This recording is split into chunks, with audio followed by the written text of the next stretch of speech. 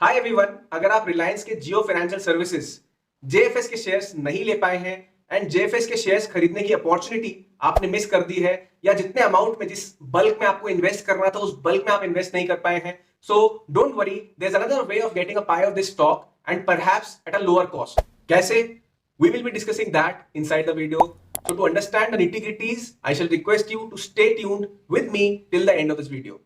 Reliance industries ने recently अपने financial services business को, अपने फाइनेंशियल सर्विसेज आर्म को डीमर्ज करने का डिसीजन बनाया. डीमर्ज करने के डिसीजन के पीछे मेन रीजन है बेसिकली वैल्यू अनलॉकिंग, राइट. अब लास्ट वीक क्या हुआ, एक brief for those who have missed the action.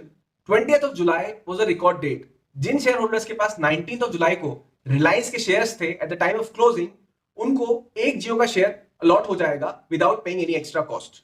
Why? Because Jio financial services की कॉस्ट ऑलरेडी रिलायंस इंडस्ट्रीज के शेयर्स में इनहेरेंट थी. मतलब अगर if you had own one share of Reliance on 19th of July day and you have to hold it for the entire day at till the time of closing, right. सो आपको एक share जियो financial services का automatically मिल जाएगा, और वो कब मिलेगा? Eight the time of listing, and listing is expected in 2-3 months.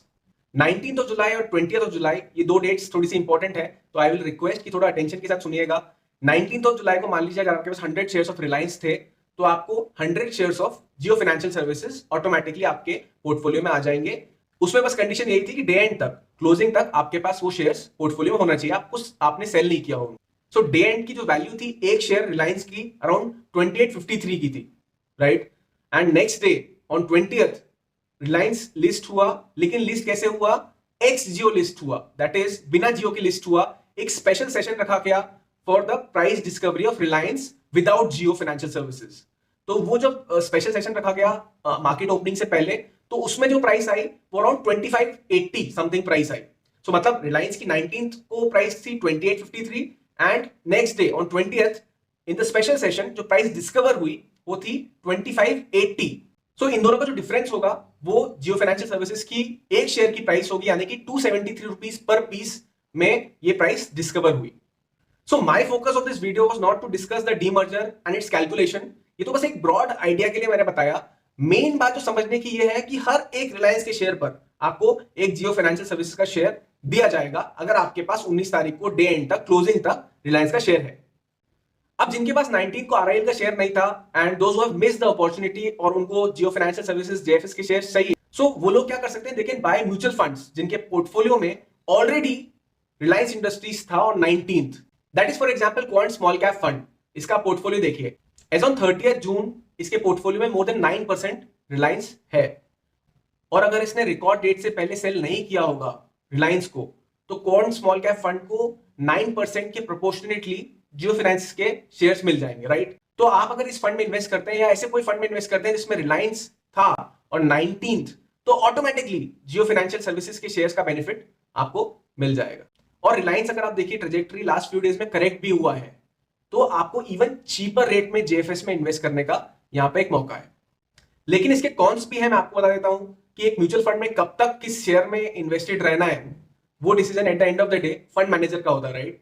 So suppose if you want to stay invested, stay put in a particular share, say JFS की हम जो बात कर रहे हैं फॉर अ लॉन्ग टर्म, लेकिन अगर fund manager बोले कि मुझे सेल करना है, उसने सेल कॉल दे दिया, उसने सेल कर दिया, so obviously you would not have a से इन दैट, राइट. एक और चीज, क्वांट स्मॉल कैप फंड में सिर्फ 9% रिलायंस है, लेकिन 91% दूसरी कंपनीज है. सो आपको उसके साथ साथ दूसरी कंपनीज में भी इन्वेस्ट करना पड़ जाएगा अगर आप क्वांट स्मॉल कैप फंड या फिर ऐसे किसी फंड जिसमें रिलायंस था उसमें इन्वेस्ट करते हैं. तो obviously that comes without saying. One disclaimer, Quant small cap fund is not my recommendation. I took this example just to explain the things. One more disclaimer, Reliance Industries Limited, I am a shareholder, तो मेरे उसमें vested interest है, तो वो आपको पता होना चाहिए. अच्छा, सम पीपल आर कंफ्यूज कि रिलायंस ने जियो के टेलीकॉम आर्म को डिमर्ज कर दिया, जियो को डिमर्ज कर दिया. ऐसा बिल्कुल नहीं है. रिलायंस ने सिर्फ फाइनेंशियल सर्विसेज आर्म को डिमर्ज किया है. जियो अभी भी आरआईएल के शेयर में इंटैक्ट है.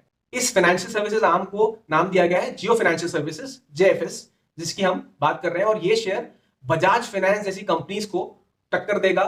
Bajaj Finance is a direct competition, ऐसा कहा जा रहा है. People are excited to buy this stock because Mukesh bhai ने जिस हिसाब से एक डिसरप्शन लाई थी टेलीकॉम इंडस्ट्री में, तो सिमिलर ऐसा लग रहा है लोगों को कि similar kind of disruption financial services sector में मुकेश भाई ला सकते हैं, बिकॉज इनका क्लाइंट बेस इतना वास्ट, इतना ह्यूज है। आप सोचिए ना, जेएफएस अभी लिस्ट भी नहीं हुआ है एंड मार्केट कैप वो लोग जो एंजॉय कर रहे हैं वो 1.6 लाख करोड़ रुपीस का। So it is a huge stock already. And we have all seen a massive wealth creation in Bajaj Finance, right? इस सेम कैटेगरी में 150 रुपीज का ये स्टॉक था 2013 में, और अभी बेसिकली ये 8000 ऑलमोस्ट टच करके आया stock. So everybody is excited, you know, how the things will unfold, and everybody is looking forward. Let me know in the comment box if you have any query. Thank you so much for watching. Take care.